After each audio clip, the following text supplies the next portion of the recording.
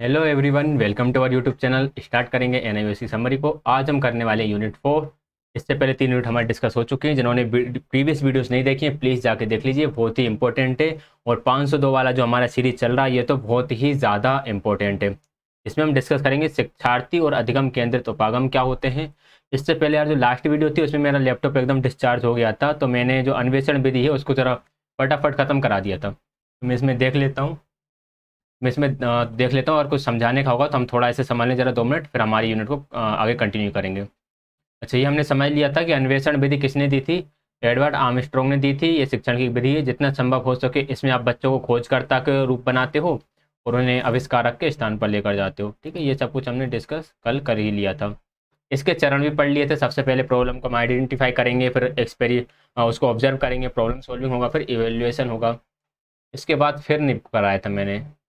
अन्वेषण विधि की कुछ विशेषताएं होती हैं, इन विशेषताओं को जरा फटाफट समझ लेते हैं। एक सुस्पष्ट रूप में परिभाषित उद्देश्य को कक्षा में प्रस्तुत करें।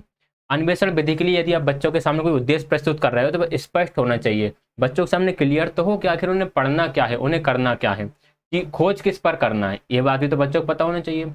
प्रत्येक बच्चा विभिन्न स्रोतों से समस्याओं के बारे में सूचना प्राप्त करने का प्रयास करते हैं। बिल्कुल सही बात है। बच्चों के सामने जब प्रॉब्लम आएगी तो वो डिफरेंट रिसोर्सेज का यूज करेंगे उसका सॉल्यूशन फाइंड करने के लिए। विद्यार्थी अपने अध्यापक से मार्गदर्शन प्राप्त करते हैं। विद्यार्थी की आवश्यकता अनुसार सहायता उपलब्ध कराना चाहिए, कि जैसी नीड है उस नीड के अकॉर्डिंग उसे सहायता उपलब्ध कराओ। अगर किसी बच्चे को कोई चीज़ नहीं मिल रही है तो टीचर उसे सहायता प्रदान करे कि ये यहाँ से ढूंढ लो। ठीक है। और यहाँ पर कौन सी विधि का यूज़ करना है आपको? आगमनात्मक विधि का यूज़ करना है। आगमनात्मक विधि के माध्यम से बच्चों से समस्या समाधान निकालने का प्रयास करें। जितना अधिक से अधिक प्रश्न बच्चों की तरफ से उठता है, कभी अध्यापक भी बच्चों से उनकी प्रेरित करने के लिए पूछें। कुल मिलाकर बात ये कहना चाह रहे हैं कि प्रश्न बच्चों की तरफ से उठना चाहिए, इसलिए अध्यापक को बच्चों को प्रेरित करना चाहिए प्रश्न पूछने के लिए। ठीक है। इसमें होता क्या है, इसमें अवलोकन, प्रायोगिक, तार्किक क्षमता विद्यार्थियों में विकसित की जाती है। वे आंकड़े एकत्रित करना सीख लेते हैं, आंकड़ों की व्याख्या करना सीख जाते हैं, प्रायोगिक हल तैयार कर लेते हैं और अपेक्षित निष्कर्ष पर भी पहुंच जाते हैं। ठीक है। इस विधि का उपयोग हमें उस स्थानों पर करना है जहाँ बच्चों को एक कारण को ढूंढना होता है। इस विधि का यूज आप कहाँ करोगे? वहां पर करोगे जहां बच्चों को ऐसी सिचुएशन दोगे जहां बच्चा एक कारण ढूंढेगा कि आखिर ये काम हो रहा है तो हो क्यों रहा है। ठीक है। तो बस ये था अन्वेषण विधि की चाल। ये तो सिर्फ सारांश मैंने एक जगह हाईलाइटेड कर रखा है। आगमनात्मक और निगमनात्मक विधि, हालांकि मैंने इसको अच्छी तरीके से समझा ही रखा है, फिर भी आप एक बार इससे और पढ़ लीजिएगा। ठीक है। चलो अब हम आज की यूनिट हमारी स्टार्ट करते हैं। थोड़ी सी यूनिट आज की बड़ी रहने वाली, क्योंकि बहुत सारी चीज़ें हैं इसमें पढ़ने के लिए, समझने के लिए, और बहुत सारी ऐसी चीज़ें हैं जो आप सोचते थे कि आखिर ये चीज़ें होती क्या हैं, वो सब इसमें आ जाएंगी। विद्यार्थी केंद्रित उपागम, विद्यार्थी केंद्रित उपागम एंड शिक्षक केंद्रित उपागम दोनों को, और अधिगम केंद्रित उपागम, तीनों को घुमा फिरा कर अरोड़ मरोड़ कर क्वेश्चन जरूर पूछी जाती है DSSB में। देखो, विद्यार्थी केंद्रित उपागम में ये बात हमें पता है कि जो बच्चा होगा वो सेंटर्ड होगा, और टीचर का काम हो गया अधिगम को सुगम बनाना, यानी कि टीचर का काम हो गया सहजकर्ता के रूप में या सुगमकर्ता के रूप में। सुविधाजनक होता है, सुविधादाता होता है। अधिगम परिस्थिति का आयोजक होता है कौन? टीचर। बच्चों में स्वतंत्र चिंतन और जिज्ञासा को जागृत करेगा कौन? टीचर। समस्या समाधान कौशल का विकास करेगा। प्रोजेक्ट की रूपरेखा एंड क्रियान्वीकरण को बढ़ावा देगा। स्वयं अधिगम का विकास करते हुए तथ्यों का अवलोकन करके ज्ञानार्जन व सृजनात्मक चिंतन क्रियाकलापों के द्वारा ज्ञानार्जन के लिए प्रोत्साहित करेगा। तो यहाँ पे टीचर का काम हो जाता है कि भाई सुगम बना दे उसको, उनको स्वतंत्र चिंतन का मौका दे, जिज्ञासा को जागृत करे, समस्या समाधान को के कौशल का विकसित करे, रूपरेखा को बढ़ाए, क्रियान्वयन करने के लिए मौका दे, सृजनात्मक चिंतन को बढ़ाए। तो ये सारे काम टीचर के हो जाते हैं विद्यार्थी केंद्रित उपागम में, और सेंटर में तो बच्चा होता ही है। विद्यार्थी केंद्रित उपागम में बच्चों के अंदर क्या क्या चीज़ों का आप यूज़ कर सकते हो? तो स्तर, परिपक्वता, अधिगम युक्ति, पूर्व ज्ञान, अनुभव, रुचि, सामाजिक संदर्भ, इन सभी पर ध्यान दिया जाता है। अध्यापक के रूप में आपको क्या क्रियान्वयन करना है कि बच्चों को उनके अधिगम के तरीकों को समझना अत्यंत आवश्यक है, कि आप समझ सको कि बच्चे को किस तरीके से आप पढ़ाओ। ठीक है। विद्यार्थी को समझना है। यहाँ से क्वेश्चन आया DSSB में, ये जो पॉइंट लिखा है यहाँ से DSSB में क्वेश्चन आया है। किस ईयर में आया ये मुझे याद नहीं है। कि आपको बच्चे का स्वास्थ्य तथा शारीरिक विकास समझना होगा, उसकी मानसिक योग्यता समझनी होगी कि किस मेंटल एबिलिटी का है या किस स्तर पर है बच्चा, उसके व्यक्तित्व को समझना पड़ेगा कि इसकी पर्सनालिटी किस तरह से है। अधिगम के तरीके कि आप उसे किस तरह से सिखाओगे, प्रेरणा, बच्चा प्रेरित है या फिर नहीं है। घर और सांस्कृतिक पृष्ठभूमि, बच्चे का घर और बच्चे का जो सोशियो कल्चरल बैकग्राउंड है ना वो किस तरह का है। ठीक है, ये चीज़ आपको हेल्प करेंगी बच्चे को पढ़ाने में। ये सारी छह चीज़ आपको समझना है, इनका डिटेल यहाँ पर है, ये इंपॉर्टेंट नहीं है। मानसिक योग्यताएं, मानसिक योग्यता में आ गए यहाँ पर हमारे गार्डनर साहब, ये देखो। तो मेन बात यही है कि ये जो यूनिट्स हैं या तो आप इनकी सिर्फ 2 मिनट 3 मिनट देखो और बोर होकर चले जाओ, क्योंकि आपको इसमें पता नहीं है कि कहाँ पर क्या चीज़ आने वाली है। जब हमने वो 502 का फर्स्ट यूनिट स्टार्ट करा था तो आपको पता नहीं होगा कि यार इसमें तो हमारे पोवला बजाएंगे, थोंडाइक आ जाएंगे, एंड कोल्ब का सिद्धांत आ जाएगा, स्किनर आ जाएगा, बाइगोस्की आ जाएगा, लेकिन वो सारे आ गए थे। अब इसमें भी आपको पता नहीं चला, लेकिन गार्डनर आ गए, इसी में आपका कोल्ब का सिद्धांत आ जाएगा।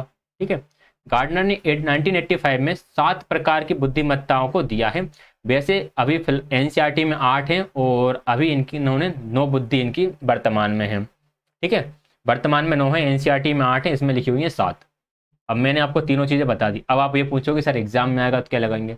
एग्जाम में या तो 7 आएगा या फिर 8 आएगा या फिर 9 आएगा। अगर तीनों आते हैं तो हम 8 की तरफ जा सकते हैं और 7 की तरफ भी जा सकते हैं, क्योंकि हम क्लेम कर सकते हैं एनसीईआरटी की जो बुक है उसमें 8 लिखा हुआ है तो हम उन्हें एनसीईआरटी का ऑथेंटिक कंटेंट प्रोवाइड करा सकते हैं। और जो हमारी एनआईओएस की ऑथेंटिक बुक है इनमें 7 लिखा हुआ है तो हमें उन्हें एनआईओएस का ऑथेंटिक कंटेंट भी दिखा सकते हैं। ठीक है, तो चलो क्लेम व्लेम के चक्कर में नहीं पड़ेंगे, पहली बात वो ऐसा क्वेश्चन ही नहीं देंगे। तो 7 प्रकार की बुद्धिमत्ताओं को गार्डनर के हिसाब से यहाँ पर दिया हुआ है 1985 में। सबसे पहली भाषा, कि बच्चा व्यक्ति संप्रेषण के योग्य बनता है, आसपास की दुनिया को भाषा के माध्यम से सुनिश्चित करता है। तार्किक गणित व्यक्ति को अमूर्त गणितीय संबंधों का उपयोग करने योग्य बनाता है गणितीय तर्क में। दृष्टि स्थानिक, भाषा को हम क्या बोलते हैं, लिंग्विस्टिक, गणितीय तर्क को हम बोलते हैं लॉजिकल। ये होती है आपकी दृष्टि स्थानिक यानी कि स्पेशियल। शारीरिक गतिशीलता यानी कि बॉडी काइनेस्थेटिक। संगीत में यानी कि म्यूजिकल। अंतराव्यक्तिक और अंताव्यक्तिक, इनमें ज़्यादा कंफ्यूजन होता है, बाकी तो फिर आप समझ ही लेते हो, पढ़कर ही समझ जाओगे। अंतराव्यक्तिक मतलब कि व्यक्ति दूसरों के भाव को समझ रहा है, और अंताव्यक्तिक मतलब व्यक्ति स्वयं के भावों को समझ रहा है।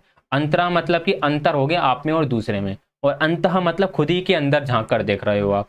ठीक है, इसमें से एक है इंट्रापर्सनल और एक है इंटरपर्सनल, ये कह सकता हूँ, ये वाला होता है शायद इंट्रापर्सनल,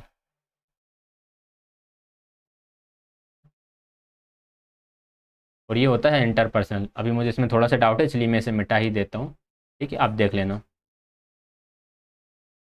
गार्डनर ने विशिष्ट मानसिक योग्यताओं के विश्लेषण से यह प्रस्तावित किया, इन्होंने क्या बोला कि शिक्षार्थी के विभिन्न प्रकार की मानसिक योग्यता और शक्तियां होती हैं। शिक्षार्थी में अलग अलग तरह की मानसिक योग्यता और शक्तियां हैं।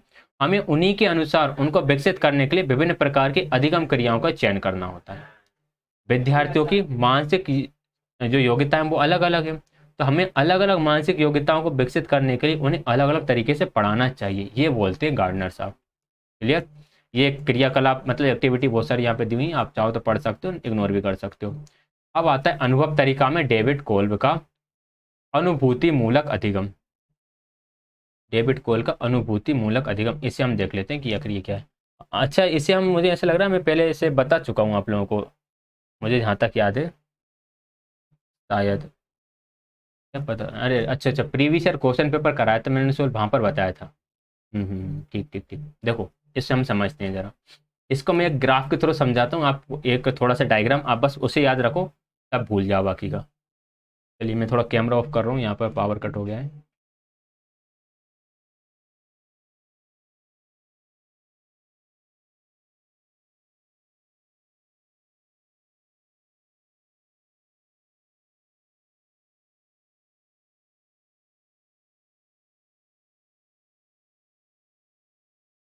हम्म, एक हम छोटे से डायग्राम के साथ इसे समझेंगे। ये बनाया, ठीक है ना, ये CEROSE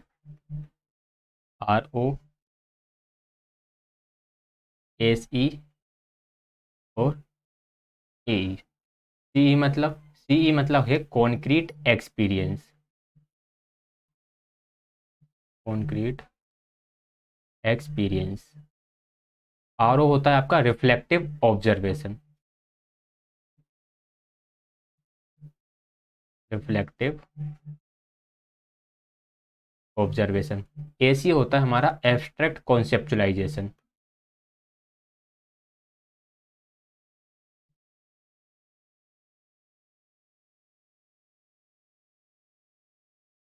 ठीक है, ए होता है हमारा एक्टिव एक्सपेरिमेंटेशन।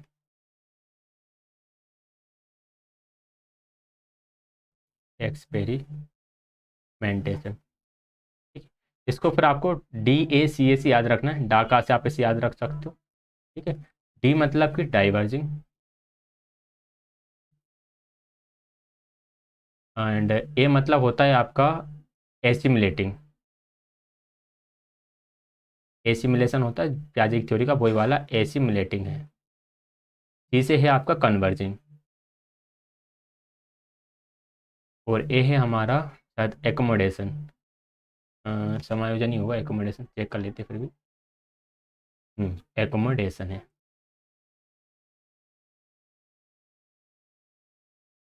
तो डी ट्रिपल एस सी में जो क्वेश्चन आया है वो कुछ इस तरह से आया था, इनमें से किसी एक के बारे में पूछा था। अगर डाइवर्जिंग की पूछे, डाइवर्जिंग में क्या क्या आएगा?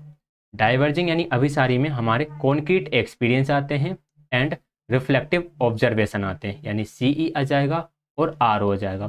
और पूछे एसिमुलेटिंग में क्या क्या आएगा? एसिमुलेटिंग में एब्स्ट्रैक्ट कॉन्सेप्चुलाइजेशन यानी ए सी आ जाएगा और आर ओ आ जाएगा। फिर हमसे पूछे इसी में कन्वर्जिंग में क्या आएगा? कन्वर्जिंग में हमारा ए सी आ जाएगा और ए एक्टिव एक्सपेरिमेंटेशन आ जाएगा। एंड हमारा एकोमोडेशन में क्या क्या आएगा?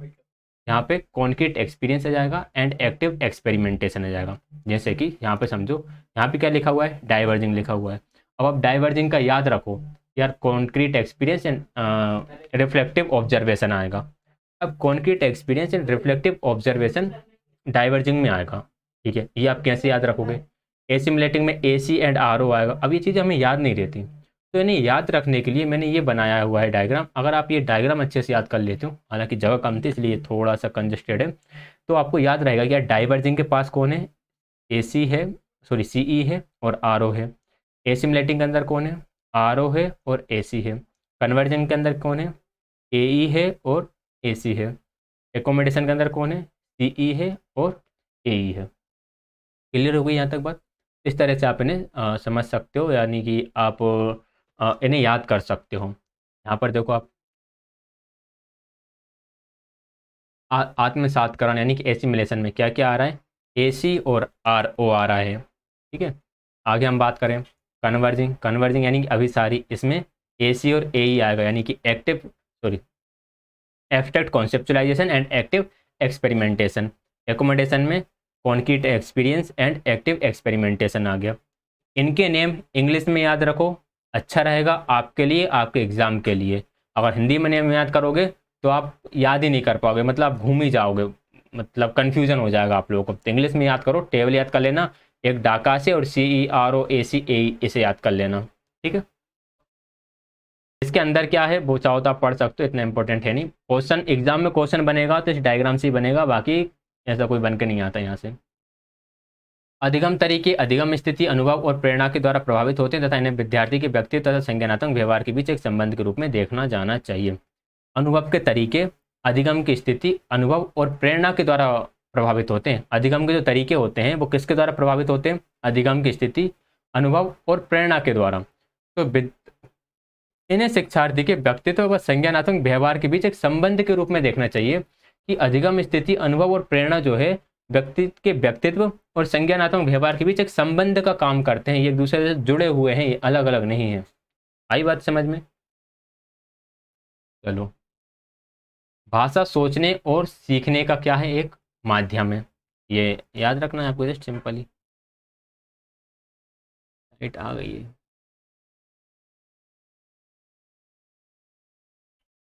चलिए, लाइट आ गई है तो हम भी आ ही जाते हैं फिर ना। मतलब आज का शेड्यूल इतना बिजी है कि ये जो वीडियो बीच में लाइट गया और ये आया, इसे मैं एडिट कर सकता हूँ, बट टाइम नहीं है कि मैं इसको एडिट करूँ और एडिट करने के बाद दोबारा से इसे अपलोड करूँ।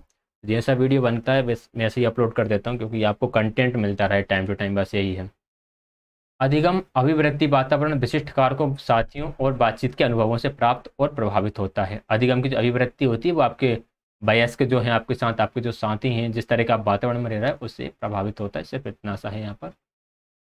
विद्यालय प्रत्येक विद्यालय की अपनी एक संस्कृति, विशिष्ट संस्कृति होती है, यानी कि हर एक विद्यालय अपने आप में हर एक विद्यालय का अपना एक कल्चर होता है। अगर हम किसी भी स्कूल में एंटर करते हैं तो वहाँ का एक कल्चर बना हुआ होता है। लेकिन अपन ध्यान से देखेंगे तो वहाँ पर कई उप संस्कृतियाँ भी होंगी, यानी कि एक अलग अलग कल्चर भी होंगे। अलग अलग कल्चर मतलब एक विद्यालय में डिफरेंट डिफरेंट कल्चर के लोग रह रहे होंगे, इस तरह से। शिक्षार्थी केंद्रित उपागम में अध्यापक की क्या भूमिका? अब उपागम भले ही हमारा चाइल्ड सेंटर्ड है, लेकिन वहाँ पर टीचर का रोल तो कुछ रहेगा ही। तो टीचर क्या करेगा? अधिगम के अलग अलग तरीके उपलब्ध कराएगा, उनमें जिज्ञासा और स्व अन्वेषण के व्यवहार को उनमें बढ़ाएगा। ठीक है।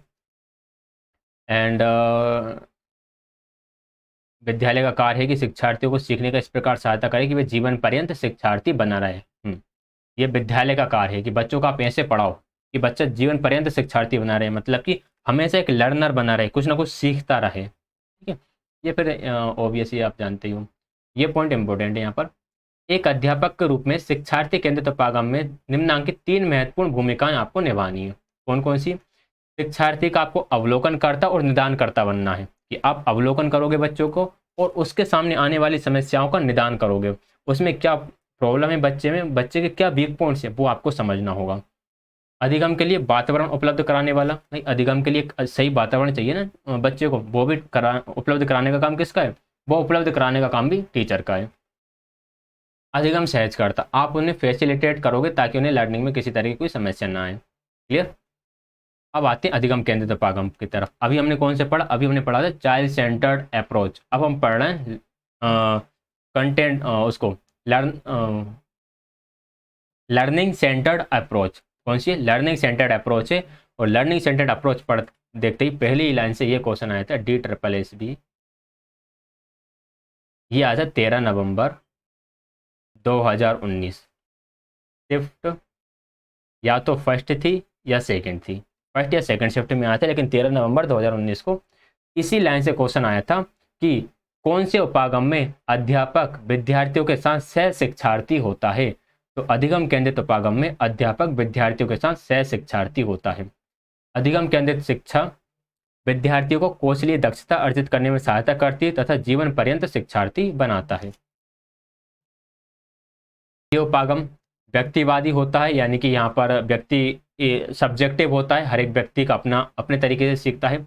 लचीला होता है, दक्षता आधारित होता है और विभिन्न प्रकार की विधियों का उपयोग करने का प्रयास करता है। यह किसी स्थानीय समय से बंधा हुआ नहीं होता, किसी एक जगह से या किसी इसमें टाइम की बाउंडेशन से नहीं होती। कुल मिलाकर आप तो बस सीखते रहते हो। ठीक है। अधिगम केंद्रित अभ्यासों के कुछ उदाहरण यहाँ पर दिए हुए हैं। कक्षा के भीतर हो सकता है, व्यक्ति यहाँ पर जो व्यक्तिगत है, व्यक्तिगत विद्यार्थी का अन्वेषण और पूछताछ, यानी कि हर एक विद्यार्थी खोज करने में लगा हुआ होता है, हर एक विद्यार्थी इंक्वायरी में लगा हुआ होता है। विद्यार्थी और अध्यापक दोनों ही अन्वेषण और पूछताछ में लगे हुए होते हैं। देखिए ये क्वेश्चन अगर 4 ऑप्शन में बनेगा ना, तो फर्स्ट ऑप्शन ये रख देंगे, सेकंड ऑप्शन ये रख देंगे, बाकी थर्ड ऑप्शन ये रख देंगे और फिर बोलेंगे कि only first and second both, first and third fourth. तो आप फर्स्ट एंड सेकंड में कंफ्यूज हो जाओगे कि विद्यार्थी और अध्यापक दोनों लगेंगे या फिर एक विद्यार्थी अकेला लगेगा। तो दोनों ही सही होंगे, विद्यार्थी अकेला भी लगेगा और विद्यार्थी अध्यापक दोनों भी लगेंगे। ठीक है। समकालिक अंतःक्रियात्मक दूरस्थ अधिगम, स्वयं के अनुभूति मूलक अधिगम क्रियाकलाप एंड अधिगम स्थानों का अनुभव, प्रासंगिक कार्यों का स्वनिर्धारण प्रदर्शन। ये कुछ उदाहरण हो जाते हैं कि जहाँ पर अधिगम केंद्रित शिक्षा जो है वो चलती है। अधिकेंद्रित शिक्षण की विशेषता क्या क्या है? विद्यार्थी समूचना या जो सूचना होती है उसे संग्रहण और संश्लेषण करने से ज्ञान की संरचना करते हैं और उन्हें इन सभी माध्यमों से जोड़ देते हैं। खोजबीन हो गया, संप्रेषण हो गया, गहन चिंतन हो गया, समाधान हो गया। प्रभाविक ढंग से जो भी एंड्यूरिंग मुद्दे हैं, एंड्यूरिंग मतलब उभरते हुए जो मुद्दे हैं, ठीक है, उन पर बल दिया जाता है। अध्यापक की भूमिका पथ प्रदर्शक और अधिगम को सहज बनाने की होती है। दोनों मिलकर ही मूल्यांकन करते हैं। इंपॉर्टेंट पॉइंट है, अध्यापक और विद्यार्थी दोनों मिलकर अधिगम का मूल्यांकन कर रहे होते हैं। अध्यापक और आकलन एक दूसरे में गुथे हुए होते हैं। आकलन का उपयोग अधिगम को बढ़ाने और निदान करने के लिए किया जाता है। त्रुटियों से सीखने और बेहतर प्रश्न उत्पन्न करने पर बल दिया जाता है। कई गलतियां हुई उससे सीख लो। प्रत्यक्ष आकलन पेपर पेंसिल, ये इंपॉर्टेंट नहीं है पॉइंट। संस्कृति सहकारी और सहयोगात्मक होती है, मतलब इसकी प्रकृति जो होती है अधिगम केंद्रित उपागम की, वह सहकारी और सहयोगात्मक होती है। अध्यापक और विद्यार्थी साथ साथ सीखते हैं। ये उपागम सुसंगत है, इसमें आप खोज वगैरह आराम से कर सकते हो। इंपॉर्टेंट पॉइंट यहाँ से आता है हमारा, वेवीमर, मोस्ट इंपॉर्टेंट पॉइंट। वीमर ने अधिगम केंद्रित उपागम के लिए 5 अभ्यासों को बताया है। कौन कौन से को? 5 अभ्यासों में परिवर्तन को बताया कि इनमें थोड़ा सा चेंज करना चाहिए। 5 अभ्यास कौन से, नाम याद रखना है बस। पहला, विषय वस्तु का कार्य, जो भी आपकी विषय वस्तु है उसको आप बदलो। अध्यापक की भूमिका, अध्यापक की भूमिका कैसी हो पढ़ लेना यहाँ पर। अधिगम की जिम्मेदारी,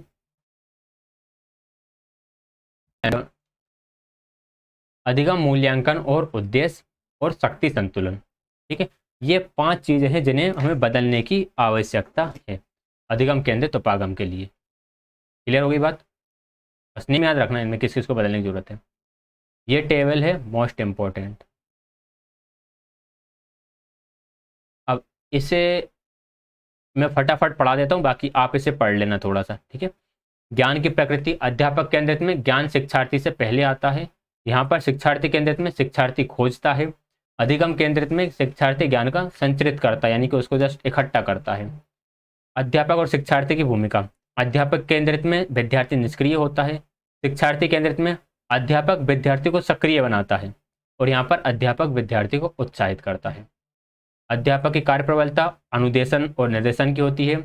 अधिगम कार्य का डिजाइन और अध्यापन करने की होती है, मतलब कार्य को डिजाइन कर देगा बच्चों को कि तुम्हें ऐसे ऐसे करना है। अधिगम केंद्रित में यह सुगम बनाता है और सहायता करता है। परिस्थिति, किसी विशेष परिस्थिति की आवश्यकता नहीं है, इसमें शिक्षार्थी केंद्रित होना चाहिए।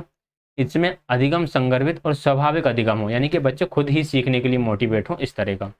नियंत्रण किस तरह से होगा? इसमें अध्यापक द्वारा नियंत्रण होगा, अध्यापक और शिक्षक द्वारा नियंत्रण होगा। ये आंशिक रूप से लचीला होता है, और ये लचीला तथा प्रजातांत्रिक होता है। ये इंपॉर्टेंट पॉइंट है कि प्रजातांत्रिक वातावरण कौन से उपागम में रहेगा? तो अधिगम केंद्रित उपागम में प्रजातांत्रिक वातावरण रहता है। शिक्षार्थी केंद्रित में अध्यापक और शिक्षक दोनों द्वारा नियंत्रित रहता है, आंशिक रूप से लचीला रहता है। और अध्यापक केंद्रित में तो अध्यापक का ही पूरा रोल है। इनपुट कौन देगा? इसमें टीचर ही देगा। इसमें क्षमताएं और अनुभव, मतलब बच्चे की क्षमता और उसका अनुभव। और इसमें अधिगम की तकनीकी और रणनीति। विधि और उपागम, यहाँ पे व्याख्यान विधि लगेगी ज़्यादातर, यहाँ पर खेल विधि और आनंददायक विधि, यहाँ पर क्रियाकलाप लगेंगे। पाठ्यक्रम ये इंपॉर्टेंट है नहीं। अनुशासन, अनुशासन को यहाँ पे लादा जाता है, इम्पोज किया जाता है। यहाँ पर साझा और सक्रिय भागीदारी होती है, यानी टीचर और छात्र मिलकर अनुशासन बनाए रखते हैं। यहाँ पर अनुशासन स्वनियंत्रित होता है, बच्चा खुद नियंत्रण कर लेता है कि यार ठीक है, हमें गदर नहीं मचाना, इस तरह का। ठीक, अब आता है सहकारी अधिगम। सहकारी अधिगम जिसे हम बोलते हैं कोऑपरेटिव लर्निंग। कोऑपरेटिव लर्निंग के 3 निर्देशात्मक लक्ष्य हैं जिन्हें हमें प्राप्त करना है। एक तो बच्चे की शैक्षिक उपलब्धि, भिन्नता की स्वीकृति और सामाजिक कौशल का विकास। तीनों इंपॉर्टेंट है। शैक्षिक उपलब्धि हो, भिन्नता को स्वीकार करो और सामाजिक कौशलों का विकास करो। अब इसकी कुछ विशेषताएं आ गई। इस शैक्षणिक सामग्री में सिद्धिस्त होने के लिए विद्यार्थी किस में काम करेंगे? समूह में काम करेंगे। समूह औसत, निम्न, सॉरी उच्च, औसत और निम्न तीनों के। एक मिनट क्यों गड़बड़ कर रहे हैं?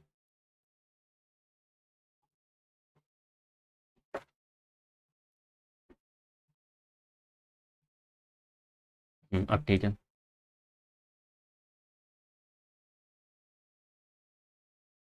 पुरस्कार जो दिया जाएगा वो व्यक्ति को नहीं दिया जाएगा, पूरे समूह को दिया जाएगा। विभिन्न लिंग जाति सभी को आपको इन्वॉल्व करना है। 5 मूलभूत और आवश्यक तत्व होते हैं, ये इंपॉर्टेंट बात है। सहकारी अधिगम के 5 मूलभूत तत्व हैं, किसने दिए हैं? ब्राउन और पार्कर ने दिए हैं। किसने? ब्राउन और पार्कर ने सहकारी अधिगम के 5 मूलभूत तत्व दिए हुए हैं। यहाँ से DSSS में क्वेश्चन आया है मल्टीपल टाइम्स। ठीक है, तो इसलिए मैंने शिफ्ट विफ्ट कुछ नहीं लिख रहा, कई बार यहाँ से क्वेश्चन आया है DSSS में। इसे पढ़ना बहुत ज़रूरी है, और अच्छे तरीके से पढ़ेंगे हम इसको, थोड़ा सा टाइम लग जाए लेकिन कम से कम हम ऐसा तो पढ़ें कि एग्ज़ाम में क्वेश्चन आए तो फिर हम उसे अच्छे तरीके से कर पाएँ। नहीं तो जल्दी जल्दी में पढ़ लिया और पता चला कि पढ़ा तो था NIOS समरी और क्वेश्चन भी आया था, लेकिन हमें याद ही नहीं रहा कुछ।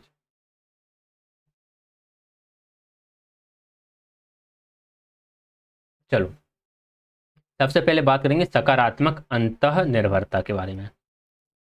सकारात्मक अंतर निर्भरता यानी कि सहकारी अधिगम में बच्चे एक दूसरे के ऊपर अंतर निर्भर होते हैं। कैसे? विद्यार्थी पूर्ण रूप से सक्रिय भागीदारी करते हैं और समूह के भीतर अपना योगदान दें। समूह के प्रत्येक सदस्य की एक कार्य भूमिका या जिम्मेदारी होती है, अतः उसे विश्वास करना चाहिए कि वह समूह के अधिगम के प्रति जिम्मेदार है।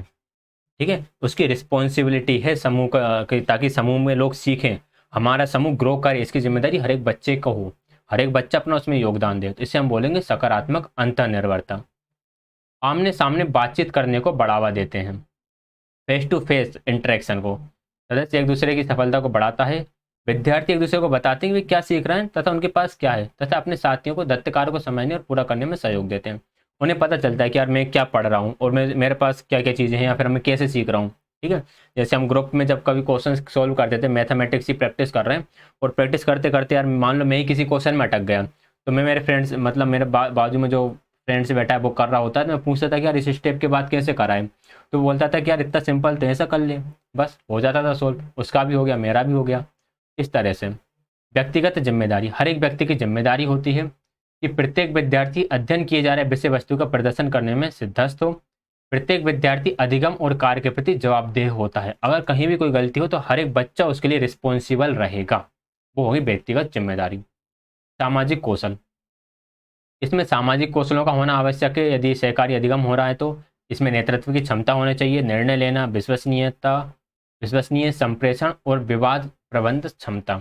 अगर समूह में किसी तरह का ग्लिच हो जाए ना, लड़ाई वड़ाई होने लगे, तो समूह के पास एबिलिटी होना चाहिए इतनी कि भाई उसके अंदर कोई एक लीडर हो जो सबको समझा कर रखे, डिसीजन जो हो वो डिसीजन सबकी मर्जी से लिया जाए और डिसीजन पे लड़ा नहीं जाए, एक दूसरे पे विश्वास करें, अपनी चीज़ों को एक दूसरे को संप्रेषित करें, यानी कि कम्युनिकेट करें, अपने थॉट्स को बांटें।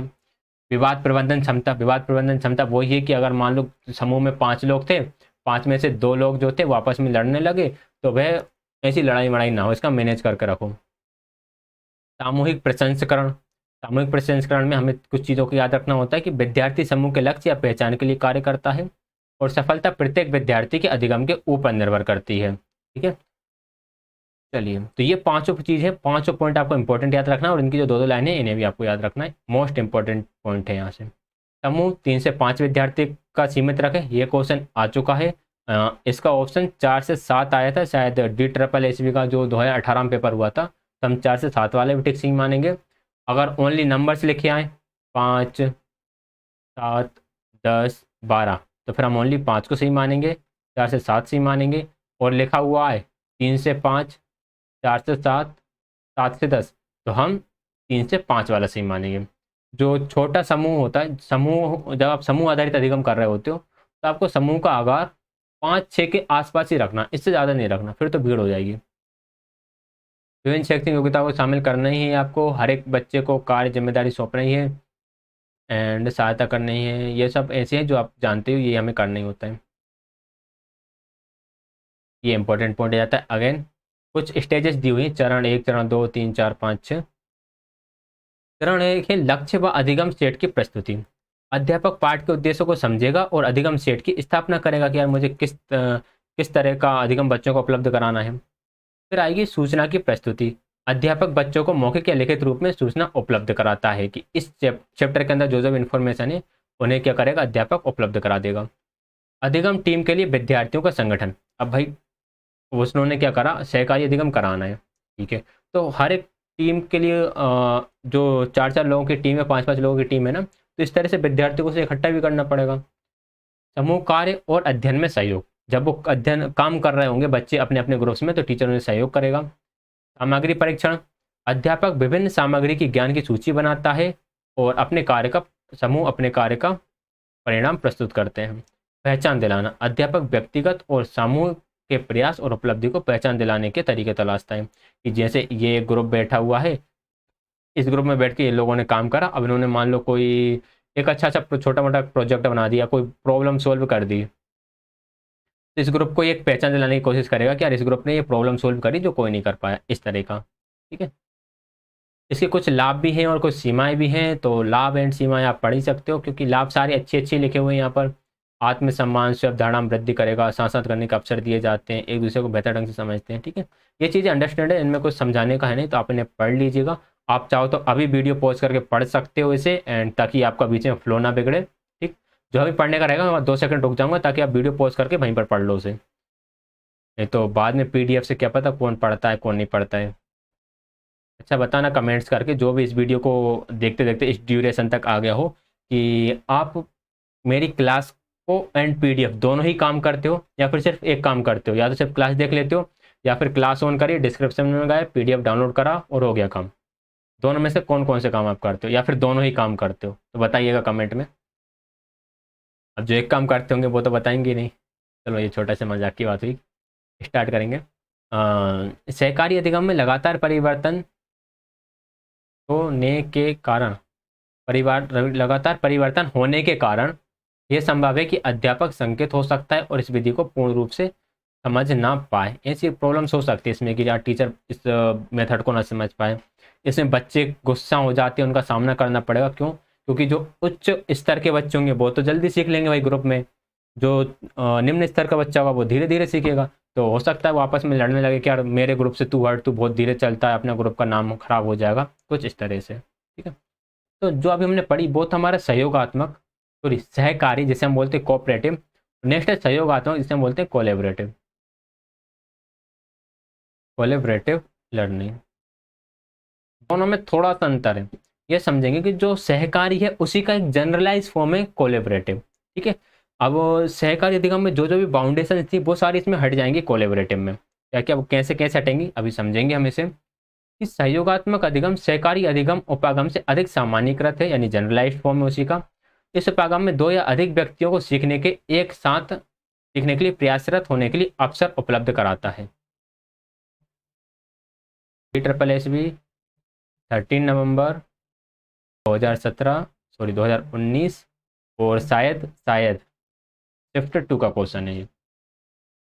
इस अधिगम में इस अधिगम उपागम में व्यक्ति एक दूसरे के संसाधन इन कौशलों का लाभ उठाना सीखते हैं। व्यक्ति समूह में ज्ञान का सृजन सदस्यों द्वारा पारस्परिक अंतःक्रिया करके अनुभवों में बांटकर और सक्रिय भूमिका निभाकर किया जाता है।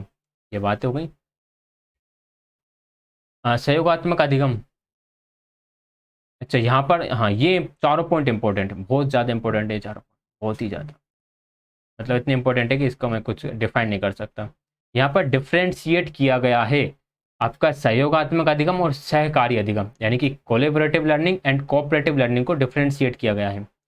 सहयोगात्मक अधिगम किसी भी समय हो सकता है। उदाहरण के लिए गृह कार्य पूर्ण करने में विद्यार्थी एक दूसरे की सहायता कर रहे हैं, तो वहाँ भी आपका सहयोगात्मक अधिगम हो गया, यानी कि कोलैबोरेटिव लर्निंग हो गई। लेकिन ये सहयोगात्मक नहीं है, यहाँ पर सहकारी लिखाएगा, सहकारी कोऑपरेटिव। कोऑपरेटिव लर्निंग तब होता है जब विद्यार्थी एक स्थान पर मिलकर किसी संचरित प्रोजेक्ट पर छोटे समूहों में कार्य करते हैं। हम ये कह सकते हैं कि जो सहयोगात्मक अधिगम है वो कहीं भी हो सकता है, बट सहकारी अधिगम एक निश्चित जगह पर होता है। आगे हम बात करें अगेन, ये वाला जो पॉइंट है यहाँ से क्वेश्चन आया था DSSP में, वही 13 नवंबर 2019 में, और ये आया था शिफ्ट 3 में, थर्ड शिफ्ट में इस पॉइंट से क्वेश्चन आया था। सहयोगात्मक अधिगम अधिक गुणात्मक उपागम है, जैसे विद्यार्थी के बातचीत साहित्य में किसी स्थान या इतिहास के प्रमुख स्रोत के संदर्भ में विश्लेषण करना। एक गुणात्मक है, गुणात्मक मतलब कि क्वालिटेटिव उपागम है, ये एक क्वालिटेटिव उपागम है। जैसे यहाँ पे बच्चे बातचीत करते हैं, किसी चीज़ के बारे में एनालिसिस कर रहे होते हैं। और सहकारी उपागम ये अधिगम के उत्पाद पर ध्यान देता है, यानी क्वांटिटी या रिजल्ट पर ध्यान देता है ये, ठीक, उपलब्धि की ओर देखता है ये। तो ये किस में अंतर हो गया कि वह क्वालिटेटिव था यानी गुणात्मक था, और सहकारी अधिगम परिणात्मक था। सहयोगात्मक अधिगम एक बार कार्य निर्धारित करने के पश्चात, जो कि मुक्त अंत है, मुक्त अंत मतलब कि ओपन एंडेड है, जो भी काम यहाँ पे ओपन एंडेड है, कभी खत्म नहीं होते, चलते रहते हैं। अध्यापक सभी अधिकार समूह को स्थानांतरित कर देता है। सहयोगात्मक अधिगम में जितने भी अधिकार हैं ग्रुप को कंट्रोल करने के, वो सारे समूह को ही दे देता है। लेकिन सहकारी अधिगम में क्या होता है, सहकारी अधिगम में स्वामित्व अध्यापक के आधार पर होता है, अध्यापक कंट्रोल कर रहा होता है। ठीक है, सहयोगात्मक अधिगम वास्तव में विद्यार्थियों को सशक्त बनाता है, जबकि सहकारी अधिगम में ऐसा नहीं होता। यहाँ पर विद्यार्थी अध्यापक के इच्छा अनुसार कार्य करते हैं, सही या स्वीकार उत्तर देने के लिए कहा जाता है। यानी कि विद्यार्थी टीचर के अनुसार काम करेंगे और सही उत्तर देने के लिए कहा जाएगा कि आप जो आंसर दे रहे हैं वो सही आंसर दो। शिक्षा में सहयोग अध्यापक, विद्यार्थी और पाठ्यक्रम के बीच एक बातचीत है। विद्यार्थी को एक समस्या का हल कर्ता के रूप में देखा जाता है, यानी कि समस्या का हल करता है विद्यार्थी, इस तरह से देखा जाता है सहयोगात्मक अधिगम में। सहयोगात्मक अधिगम के क्या लाभ हैं? इसमें विभिन्नताओं का समारोह होता है, यानी कि सभी को मिला लिया जाता है, सभी धर्म, जाति, लिंग एंड जो भी कल्चर हैं सबको मिला लिया जाता है। व्यक्तिगत विभिन्नताओं की स्वीकृति की जाती है। हाँ, उच्च स्तर का बच्चा, निम्न स्तर का हो, सभी को मिलाकर ही रखा जाता है। एंड अंतर व्यक्तिक विकास होता है, हर बच्चे का अपने आप में सेल्फ डेवलपमेंट होगा। अधिगम में विद्यार्थियों की सक्रिय भागीदारी होती है। व्यक्तिगत अनुवर्तन के लिए अधिक अवसर मिलते हैं, यानी कि अपने अपने विचारों को आदान प्रदान करने के लिए यहाँ पे बहुत सारे अवसर मिल जाते हैं। ठीक है, तो काफ़ी इंपॉर्टेंट था, दोनों में डिफरेंस हमने अच्छी तरीके से देखा हुआ है। अब हम आगे बढ़ते हैं। क्रियाकलाप आधारित उपागम, यानी जिन्हें हम बोलते हैं activity based approach. Activity based approach में मैंने कुछ भी मार्क नहीं करा, कुछ भी हाईलाइट नहीं करा। क्यों? क्योंकि एक्टिविटी तो आप जानती हो ना कैसे होता है। देखो, इसमें जितने भी पॉजिटिव है सब पॉजिटिव ही होने वाले हैं, बच्चों को मज़ा ही आने वाला है। तो मैंने इसे पढ़ा, तो पढ़ने के बाद मुझे नहीं लगा कि इसमें कुछ भी इम्पोर्टेंट हो। ये थोड़ा सा इम्पोर्टेंट मुझे लगा। क्रियाकलाप के तत्व, क्रियाकलाप के तत्व में क्या क्या होना चाहिए, किन किन चीज़ों पर हमें ध्यान देना है। बच्चे आपकी उपस्थिति से व्यथित हुए बिना अपने कार्य में पूर्ण रूप से संलग्न रहे। जैसे बच्चे एक्टिविटी कर रहे हैं और आप भी वहीं पर हो, तो बच्चे आपसे डरे ना, घबराए ना, या फिर कुछ वैसे नहीं होते, संकोच फील ना करें, उन्हें जस्ट नॉर्मल लगे। वे आपसे बातचीत कर रहे हों, सामग्रियों को मैनिपुलेट करें, समस्या समाधान के विभिन्न तरीके और व्यवस्था करने में प्रयासरत हों। यदि आप उनसे पूछते हैं वे क्या कर रहे हैं, तो वो स्पष्ट रूप से वर्णन कर सकें कि सर हम ये कर रहे हैं। ठीक है ना? ओके, आगे बढ़ते हैं। एक प्रभावकारी अधिगम क्रियाकलाप के 4 प्रमुख तत्व हैं। कहीं ऐसा दिख जाना इन्होंने 5 तत्व बताए, इन्होंने 4 तत्व बताए, इन्होंने 3 चरण बताए, इन्होंने 5 चरण बताए। बहुत इंपॉर्टेंट चीज़ है ये, यहाँ से एग्जाम में क्वेश्चन पूछ जाते हैं। 4 चरण कौन कौन से? प्रभावकारी अधिगम क्रियाकलाप के लिए ध्यान केंद्रित, बच्चों का ध्यान केंद्रित होना चाहिए लक्ष्य की तरफ। कार्य थोड़ा सा चुनौतीपूर्ण हो, बच्चों को मजा आए थोड़ा सा करने में, ऐसे नहीं सिंपल सा बोल दिया चलो जाओ बेटा आप ऐसा करो, ये जितने भी कार्ड्स हैं इन कार्ड से घर बनाओ। और कार्ड से घर बनाना तो आजकल बच्चों के लिए बच्चों का खेल हो गया। उन्हें कुछ अच्छी एक्टिविटी दो, कुछ जिससे मजा आए उन्हें करने में। स्वतः अंतर्भागिता, बच्चों को आपको इन्वॉल्व ना करना पड़े, वो खुद ही इसमें इन्वॉल्व आ जाए, किसी के दबाव में आके इन्वॉल्व ना हो। आनंददायक होना चाहिए भाई, एक्टिविटी में मजा तो आनी चाहिए। ठीक है,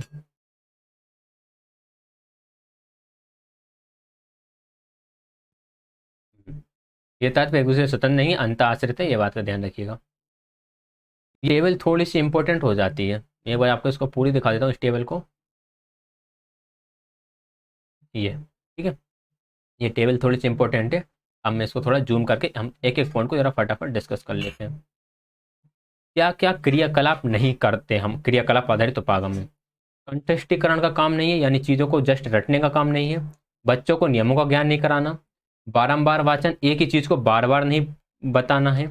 बच्चों को कॉपी करने के लिए नहीं कहना। अध्यापक कुछ प्रदर्शित नहीं करेगा, सब कुछ बच्चे ही प्रदर्शित करेंगे। तो ये काम हम क्रियाकलाप उपागम में नहीं करेंगे। ठीक है, इसकी एक्टिविटी क्या है? क्रियाकलाप आधारित उपागम से अमूर्त अवधारणाओं को स्थूल बनाने के लिए सामग्रियों का आप उपयोग करते हो। एब्स्ट्रैक्ट चीज़ को आप बच्चों को प्रस्तुत करो, इसके लिए आप कुछ वस्तुओं का यूज़ कर सकते हो। एक सहायक एक उपयोग कर सकते हैं, एक सहायक एक उपयोग कर सकते हैं, मतलब कोई भी एक आप एक सहायक वस्तु का यूज़ कर सकते हो। एक गेम हो सकता है, एक अनुभव हो सकता है, नाटक को भी इसमें शामिल किया जा सकता है। कोई शारीरिक वेग का उपयोग शायद ना हो, शारीरिक वेग का उपयोग मतलब हाथ पैर चलाने का कोई यहाँ पे उपयोग ना हो, शायद ना हो भी सकता है लेकिन ना हो। ये तो इसके गुण होगा। अब इसके उद्देश्य की बात करेंगे, इसके उद्देश्य क्या क्या हो सकते हैं? कि समस्या के साथ संघर्ष प्रारंभ करना, अवधारणा प्रक्रिया का अभ्यास करना, योग्यता का विकास करना, अवधारणा का मूर्त रूप में प्रदर्शन, एक विचार के लिए जरूरत महसूस करना, ये पढ़ लेना आप, क्षैतिज व्याख्या के लिए अवसर उपलब्ध कराना, नए प्रक्रिया कौशलों और युक्तियों का आविष्कार और विकास करना। ठीक है, ये सारे इसके उद्देश्य हो जाएंगे। एंड इसके द्वारा आप क्या क्या किया जा मतलब किसके द्वारा ये किया जा सकता है?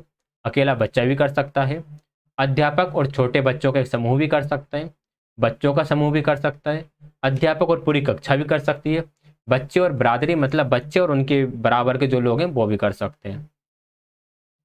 एंड इसकी विशेषताएं क्या क्या हो जाएंगी? ये रुचिकर होगा, अर्थपूर्ण होगा, विभिन्न प्रकार के कौशलों योग्यताओं के लिए अवसर उपलब्ध कराएगा, चुनौतीपूर्ण व संघर्षपूर्ण होगा और चिंतन के लिए स्थान प्रोवाइड कराएगा। इसे आप एक बार पीडीएफ में और अच्छे से पढ़ लेना। मैं आगे बढ़ता हूँ, मैं थोड़ा सा फास्ट चल रहा हूँ इनमें क्योंकि वीडियो का ड्यूरेशन ज़्यादा हो जाएगा और आपको जल्दी से जल्दी सब कुछ कवर भी कराना है। और मुझे भी ऑफलाइन बेसिस की वजह से मुझे भी उतना टाइम मिल नहीं पाता है, नहीं तो मैं एक दिन में 2 क्लास प्रोवाइड करने की भी कोशिश कर देता। बट ठीक है, ना होने से तो एक ही अच्छा है कि आपको एटलीस्ट एक तो मिल रही है। अधिगम क्रियाकलाप के सफलतापूर्वक क्रियान्वयन हेतु कुछ महत्वपूर्ण बिंदु हैं। भाई आप क्रियाकलाप करा रहे हो तो आपको कुछ चीज़ें याद रखना पड़ेगा, जैसे कि आप अच्छा स्थान उपलब्ध कराओगे बच्चों को, सामग्री का प्रबंधन करोगे, और क्रियाकलापों में विद्यार्थियों की सहभागिता, अंतर्भागिता, क्रियाकलाप की प्रकृति को देखोगे, क्रियाकलाप का प्रदर्शन करोगे, फिर आप प्रत्येक बच्चे की अंतर्भागिता यानी कि हर एक बच्चा उस एक्टिविटी में इन्वॉल्व है या फिर नहीं है, नहीं तो 2-4 बच्चे करे बाकी तो बैठ ही रहे। क्रियाकलाप में समुदाय की सहभागिता, इन सबका हमें ध्यान रखना है। मूल्यांकन की प्रक्रिया, यहाँ पर जो मूल्यांकन होता है वो रचनात्मक होता है यानी फॉर्मेटिव होता है। एंड स्वयं मूल्यांकन पर भी हमें ध्यान देना है, सामूहिक मूल्यांकन पर भी ध्यान देना है। समय प्रबंधन, समापन, देखो क्रियाकलाप परिचय के लिए, क्रियाकलाप को स्टार्ट करने के लिए आप शुरू के 5 से 10 मिनट दोगे और समापन के लिए भी आप 5 से 10 मिनट दोगे, और पूरा क्रियाकलाप आपका जो 40 मिनट का पीरियड होता है उसी में ख़त्म करना है, ठीक है। और क्रियाकलाप के लिए जो टाइम सही टाइम माना जाता है वो कौन सा माना जाता है कि लंच से पहले या बाद में लगातार 2 पीरियड एक साथ प्रस्तावित है। मतलब कि आप भाई लंच के पहले के जो 2 पीरियड हैं या लंच के बाद के 2 पीरियड हैं, आप एक दिन बात कर लो प्रिंसिपल से, जो वो उनका जो टाइम टेबल है, जो शेड्यूल है, उसमें थोड़ा सा वो एडजस्ट करें कि हमें ऐसी एक्टिविटी कराना है तो हमें 2 पीरियड चाहिए। जिस टीचर का पीरियड होता है उस टाइम पर उससे बात कर लो। 40 से 50 मिनट में आपको करा देना है। मतलब 40 से 50 मिनट में नहीं हो पाता है तो ये गलत लिख दिया मैंने, 40 से 50 मिनट में ये हो नहीं पाता है तो आपको 2 पीरियड की व्यवस्था करना है, ठीक, ये याद रखिएगा।